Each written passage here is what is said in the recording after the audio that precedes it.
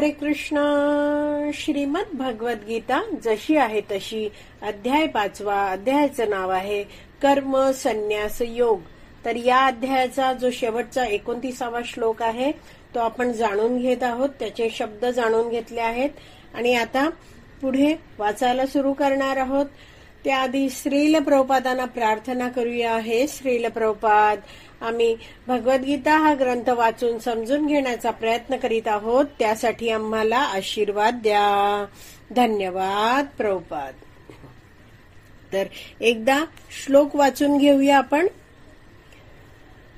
भोक्तारं यज्ञ तपसां सर्वलोक महेश्वरं सुहृदं सर्वभूतानां ज्ञात्वा मां शांतिमृच्छति. भगवान श्रीकृष्ण अर्जुनाला उपदेश देताना म्हणत आहेत, मी सर्व यज्ञ आणि तपस्यांचा परमभोक्ता, सर्व ग्रहलोक आणि देवतांचा परमेश्वर आणि सर्व जीवांचा हितकर्ता व सर्व जीवांच्या कल्याणाची इच्छा करणारा आहे. हे जाणून माझे पूर्ण ज्ञान असणारा सांसारिक दुःखांपासून शांती प्राप्त करतो. तर आज आपण आता सुरुवातीला श्रील बलदेव विद्याभूषण यांनी लिहिलेली जी गीताभूषण टीका आहे त्यातलं वाचन करणार आहोत. तर श्रील बलदेव विद्याभूषण म्हणतायत की भगवान श्रीकृष्ण या श्लोकात म्हणतायत की माझ्याबद्दल जो ज्ञान जाणतो, हे सगळं जाणतो, त्याला शांती प्राप्त होते. तर असे जे भगवान श्रीकृष्ण आहेत ते सर्व जीवांच्या हृदयात परमात्मा म्हणून राहतात. तर हे भगवंत सर्व यज्ञ आणि तपस्यांचे पालक आहेत. भोक्तारम यज्ञ तपसा या शब्दाचा अर्थ समजवताना हे म्हणताहेत की भगवंत सर्व साधनांचं फळ देणारे आहेत. तर याबद्दल वैष्णव आचार्य समजवतात की आपण सगळेजण आहोत जे भक्ती करतो आहोत. तर या भक्तीला काय म्हटलं जातं, आपण साधना भक्ती करतो आहोत. म्हणजेच काय, भक्तीतल्या नियमांचं पालन करून आपण भगवान श्रीकृष्णांची भक्ती करत आहोत. तर काया वाचा मन या सगळ्यांनी आपण म्हणजे सगळ्या कायेने म्हणजे शरीराने भगवंतांची सेवा करतो आहे, वाचेने वाणीचा वापर करून भगवंतांची सेवा करतोय आणि मनात भगवंतांचं चिंतन स्मरण करून सुद्धा भगवंतांची सेवा करतो आहे. पण अशी आपण जी सेवा करतोय त्याचं कधीच आपण गर्व करायचा नाही असं वैष्णवाचार्य समजवतात. स्वतःला महान इतरांपेक्षा आपण कधीच समजू नये. आपण जाणायला पाहिजे की आपण ही जी साधना करतो आहोत, ही जी भक्ती करतो आहोत, तर त्याचं फळ प्रदान करणारे कोण आहेत, भगवान श्रीकृष्ण आहेत. असं नाहीये की मी माझ्या साधनेच्या बळावर भगवान श्रीकृष्णांची प्राप्ती करून घेऊ शकतो, असं काही नाहीये. असा अहंकार आपण कधीच करू नये. कारण मी करता ही भावना जी आहे ती आपण कधीच मनात आणू नये. आपण कायम लक्षात ठेवावं की प्रत्येक गोष्टीचं फळ देणारे कोण आहेत, भगवान श्रीकृष्ण आहेत. आणि मी फक्त प्रयत्न करायचा आहे. तर श्रील बलदेव विद्याभूषण हे सुहृद सर्व भूतानाम याविषयी समजवताना म्हणतायत की भगवंत सर्व जीवांचे सुहृद म्हणजेच हितचिंतक आहेत. अर्थात ते निरपेक्ष उपकारक आहेत. तर हा शब्द निरपेक्ष उपकारक हा समजवताना वैष्णवाचार्य सांगतात की या जगतामध्ये हा जो जीव आहे तो भगवंतांची सेवा करो किंवा नाही करो, म्हणजेच काय, भगवंतांना मानो किंवा भगवंतांना नाकारणारेही अनेक सारे लोक आहेत, तरीही भगवंत सर्वांना सर्व काही पुरवतात. हवा, पाणी, सूर्यप्रकाश, पृथ्वी सगळं काही पुरवतात. तर भगवंत कधीच आपल्याला बिल पाठवत नाही. जसं आपल्याला लाईटचं बिल दर महिन्याला येतं आणि ते भरावंच लागतं, तसं कोणतंही बिल भगवंत आपल्याला पाठवत नाही. तर असे भगवंत आहेत ते निरपेक्ष, म्हणजे कोणतीच अपेक्षा आपल्याकडून करत नाहीत आणि उपकारक, आपल्यावर उपकार करणारे आहेत. आपल्याला एवढा ऑक्सिजन पुरवतात, इतर वायू पण पुरवतात, पण कधीच बिल पाठवत नाही. आपल्याला आपला स्वयंपाकाचा गॅस संपला तर आपल्याला किती सारे पैसे भरून तो वायू गॅस आहे तो विकत आणायला लागतो. तर भगवंतांचा द्वेष करणाऱ्या व्यक्तींनाही भगवंत सगळं काही पुरवतात. तर वैष्णवाचार्य समजवतात की मग जर भगवंत द्वेष करणाऱ्या व्यक्तीलाही सगळं काही पुरवतात, तर जर एखादा व्यक्ती भक्ती करायला लागला, भक्तिमय सेवा करायला लागला, तर त्याच्यावर भगवंत किती खुश होतील. तर पुढे श्रील बलदेव विद्याभूषण समजवतात की या श्लोकामध्ये भगवान श्रीकृष्ण अर्जुनाला म्हणतात की माझ्या या सर्व गुणांना जाणून जो माझी भक्ती करतो तो साधक म्हणजेच तो भक्त संसार निवृत्ती अर्थात शांती प्राप्ती करतो. जे शेवटी या श्लोकात म्हटलंय ना, शांतीम मृच्छती, भौतिक यातनांपासून मुक्ती प्राप्त करतो. म्हणजेच तो या भौतिक संसारात परत येत नाही. तर पुढे श्रील बलदेव विद्याभूषण म्हणतायत की सर्वेश्वर सुहृद भगवान श्रीकृष्णांची भक्ती करताना सुद्धा साधकाला सुख मिळतं. तर असे हे सगळ्यांचे ईश्वर परमेश्वर असलेले भगवंत आहेत, हितकर्ता आहेत. त्यांची जेव्हा व्यक्ती भक्ती करायला सुरुवात करतो तेव्हाही त्याला सुख मिळतं, भक्तीत प्रगती करतो आहे तेव्हाही सुख मिळतं. आणि ही भक्ती ह्या व्यक्तीला परम सुखाकडे नेणारी असते. म्हणजेच ही भक्ती व्यक्ती करतो आहे, हा भक्त करतोय, तर तो कुठे जाणार आहे, भगवंतांची प्रेमभक्ती प्राप्त करून भगवत धामात जाणार आहे, आध्यात्मिक जगतात जाणार आहे. तर तात्पर्य वाचूया. त्यामध्ये श्रील प्रभुपाद समजवतात, माया शक्तीच्या कचाट्यात सापडलेले सर्व बद्ध जीव या भौतिक जगतात शांती प्राप्त करण्यासाठी अत्यंत उत्सुक असतात. तर या जगामध्ये काय आहे, सगळी लोक उत्सुक आहेत, कधी शांती मिळेल, कधी शांती मिळेल.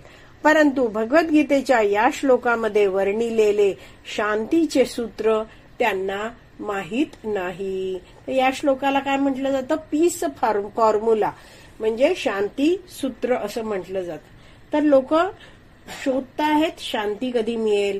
लोकांना वाटतं मला एखादी सुंदर स्त्री मिळाली तर मला शांती मिळेल. कुणाला वाटतं खूप सारं वैभव मिळालं, समृद्धी मिळाली की मला शांती मिळेल. कुणी म्हणतं खूप मी धनी झालो, खूप पैसा आला माझ्या हातात, खेळायला लागला पैसा, तर मला शांती मिळेल. असं प्रत्येकाला वेगवेगळ्या अपेक्षा असतात आणि सगळ्यांचे असे शांतीसाठी विचार सुरू असतात. पण वैष्णवाचार्य समजवतात की जेव्हा व्यक्ती भक्ती करतो तेव्हा तो काय करतो, अधिकृत गुरु शिष्य परंपरेतील जे भक्त आहेत त्यांच्याकडून वैदिक शास्त्राचं नियमितपणे श्रवण करतो आणि तेव्हा तो जाणतो. जसं चैतन्य महाप्रभू, जे चैतन्य महाप्रभू कोण आहेत, भगवान श्रीकृष्णांचेच कलियुगामध्ये भगवान श्रीकृष्णच आहेत. ते म्हणजे चैतन्य महाप्रभूंना म्हणतात श्रीकृष्ण चैतन्य राधाकृष्ण नाही अन्य. तर भगवान श्रीकृष्णांनी हा भगवद्गीतेचा उपदेश द्वापार युगाच्या शेवटी केला. पण त्यानुसार कसं वागायचं हे शिकवायला भगवंत स्वतः भक्ताच्या रूपात आले, ते चैतन्य महाप्रभू म्हणून आले. तर चैतन्य महाप्रभूंनी शिक्षाष्टकम हे 8 श्लोक लिहिलेले आहेत. त्यातल्या एका श्लोकामध्ये एक वाक्य येतं, न धनम न जनम न सुंदरीम कवितां वा जगदीश कामये. तर ह्यातले शब्द उचलून वैष्णवाचार्य समजवतात की हे जे धन आहे, जन म्हणजे काय, अनुयायी, चेले, फॉलोवर्स म्हटलं जातं. नंतर सुंदरी, एखादी स्त्री किंवा कविताम, कुणी स्तुती करतंय, तर या कोणत्याही गोष्टीने मन आपलं कायम शांत होऊ शकत नाही. पण जर आपण भगवान श्रीकृष्णांविषयीचं ज्ञान घेतलं, कुठून घेतलं ज्ञान, अधिकृत गुरु शिष्य परंपरेतील वैष्णवांकडून वैदिक शास्त्रातलं ज्ञान घेतलं आणि ते ज्ञान घेऊन भक्तांच्या संघामध्ये जर आपण भगवान श्रीकृष्णांची भक्ती केली तर काय होणार आहे, आपल्याला शांती प्राप्त होईल. तर प्रवचनामध्ये श्रील प्रभुपाद समजवतात की सर्व जण आहेत ते कसे आहेत, या भौतिक जगतात बद्ध जीव आहेत आणि सगळेच शांतीच्या शोधासाठी उत्सुक आहेत, पण त्यांना हे भगवद्गीतेतलं शांतीसूत्र माहीत नाहीये. मग माहीत नाहीये, पण आपल्याला तर ते कळलं आहे ना. तर या जगतामध्ये कुणी गरीब आहे किंवा श्रीमंत आहे, सगळे शांतीच्या शोधात आहेत. पण आपण आपलं एक भक्त म्हणून काय कर्तव्य आहे, त्यांना समजून सांगणं की हा मनुष्य जन्म मिळाला आहे तो किती मौल्यवान आहे, तो असाच फुकट घालवू नका, भक्ती स्वीकार करा. तर असं जेव्हा आपण भक्तांनी ही जबाबदारी उचलली आणि भगवंतांच्या भक्तीचा प्रचार केला तर त्या लोकांचाही उद्धार होईल. तर अशा प्रकारे हे शांती सूत्र आहे ते इतरांनाही समजवण्याची आपली काय म्हणतात आपली जबाबदारी आहे. पुढे वाचते आहे, सर्व श्रेष्ठ शांती सूत्र केवळ हेच आहे की भगवान श्रीकृष्ण हे सर्व मानवी कार्याचे भोक्ता आहेत. तर इथे म्हटलं आहे की भगवान श्रीकृष्ण सर्व मानवी कार्याचे भोक्ता आहेत. मानवी कार्याचे भोक्ता याविषयी वैष्णवाचार्य समजवतात की मनुष्याचं कर्तव्य काय आहे की त्याने आपली कर्म करून भगवान श्रीकृष्णांना संतुष्ट केलं पाहिजे.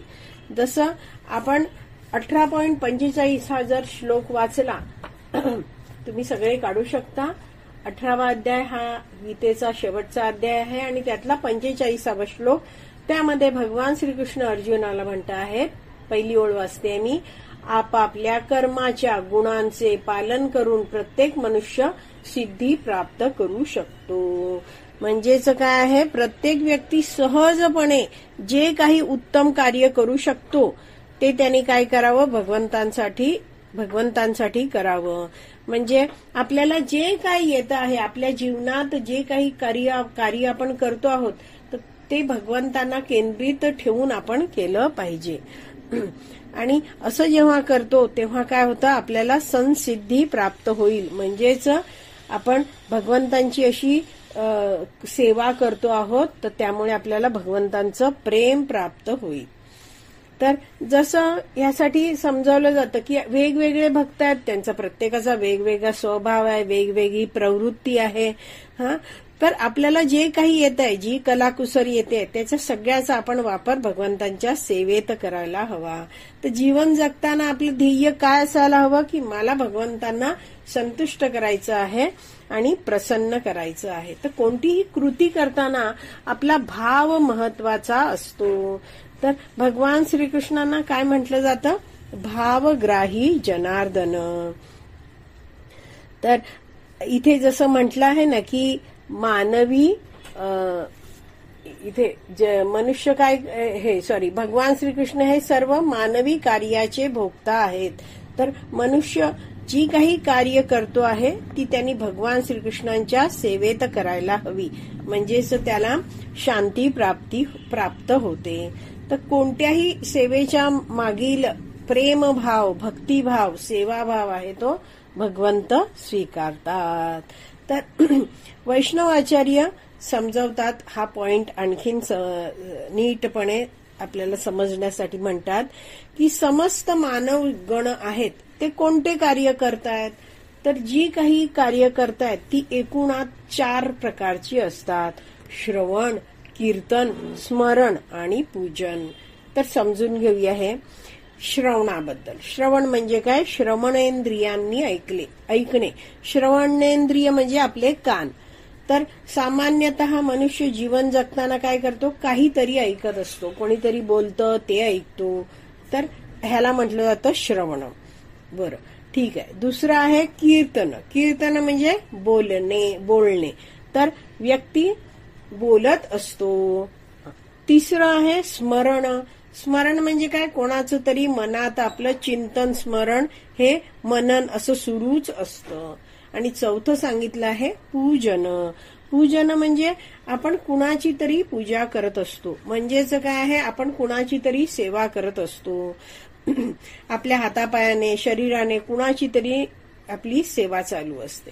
तर सगळे घरचे लोक आहेत, कुटुंबीय आहेत, नातेवाईक, मित्र, आपली इंद्रिय ही काय आहेत, प्रत्येक जण सेवेसाठी तृप्तीसाठी धडपडत असतात आणि कार्य करत असतात. म्हणजे प्रत्येक जण एकतर दुसऱ्याची तरी सेवा करतोय किंवा कुणी आहे तो दुसऱ्याकडून सेवा घेतो आहे आणि प्रत्येकाची इच्छा असते की मला तृप्ती मिळावी. तर असा व्यक्ती जो आहे त्याचं चौथं कार्य काय म्हटलं आहे, पूजन म्हणजे सेवा करतो आहे तो. तर अगदीच कुणाची सेवा करत नाहीये, एकटाच बसला आहे, तर मग तो काय करतो, एखादा प्राणी पाळतो आणि त्या प्राण्याची सेवा करतो. म्हणजेच या पूर्ण जीवनामध्ये मनुष्य जी काही कार्य करतोय ती या 4 गोष्टींशी संबंधितच करतोय. श्रवण म्हणजे काहीतरी ऐकतोय, कीर्तन म्हणजे काहीतरी बोलतोय, स्मरण म्हणजे काहीतरी मनात चिंतन स्मरण मनन चाललंय, आणि पूजन म्हणजे कोणाची तरी तो पूजा करतो आहे, म्हणजे कुणाच्या तरी सेवेत आहे. तर तात्पर्याची ही जी चौथी ओळ आहे आपण वाचली की भगवान श्रीकृष्ण हे सर्व मानवी कार्यांचे भोक्ता आहेत. म्हणजेच काय आहे, प्रभुपादांना इथे समजवायचं आहे की ही जी 4 कार्य आपण करतो आहोत, श्रवण कीर्तन स्मरण पूजन, ही आपण भगवंतांच्या साठी भगवंतांच्या संबंधात करायला हवी. जसं एक वैष्णव भक्त आहेत ते जे कसे आहेत, रिटायर आहेत, निवृत्त झालेले आहेत, तर त्यांच्या घराच्या मागे छोटीशी बाग आहे, तिथे त्यांनी काही फुलं झाडं फळं झाडं लावली आहेत, काही भाजीपाल्यांची रोपं लावली आहेत आणि तिथे काही कोबी आला आहे, फुलं आली आहेत. ध्येय काय, हे सगळं कार्य करताना त्यांचं की मला हे सगळं भगवंतांसाठी करायचं आहे. आणि बागेमध्ये आपल्या काही पालेभाज्या, काही फळभाज्या, काही फुलं गोळा झाली आहेत म्हणजे तयार झाली आहेत, तर ते नेऊन ते भक्त जेव्हा मंदिरात देत आहेत तेव्हा काय आहे, त्यांचं भगवंतां म्हणजे ते कार्याला काय म्हटलं जातं, भगवंतांची ते या कार्यानी पूजा करता आहेत. तर तसंच आपण श्रवण कीर्तन स्मरण हे भगवंतांच्या संबंधात करायला लागतं. तर असं म्हटलं जातं की मनुष्य आपण जीवन जगतो आहोत तर आपण कर्म करतो. म्हणजेच काय, कर्म हे करावंच लागतं आपल्याला, काही ना काहीतरी कर्म आपण करतच असतो. पण मग आपण ती कर्म आहेत ती भगवान श्रीकृष्णांच्या संतुष्टीसाठी करायची.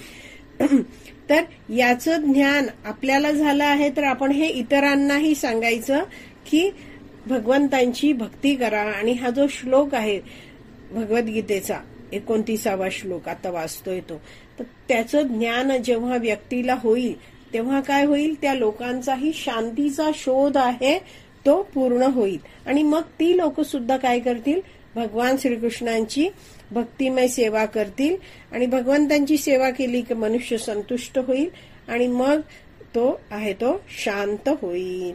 आणि म्हणून आपण जाणलं पाहिजे की आपल्या प्रत्येक कर्माचा कार्याचा उद्देश काय असायला हवा, भगवान श्रीकृष्णांची संतुष्टी. आणि म्हणून इथे म्हटलं आहे की भगवान श्रीकृष्ण हे मानवी कार्याचे भोक्ता आहेत. आणि हे आपण जाणतो तेव्हा आपण शांती प्राप्त करू शकतो. तर आज आपण तात्पर्याच्या पहिल्या 3 ओळी वाचल्या आहेत, समजून घेतल्या आहेत. आज इथेच विराम देऊया. श्रीमद भगवद गीता की जय. श्रील प्रभुपाद की जय. हरी बोल.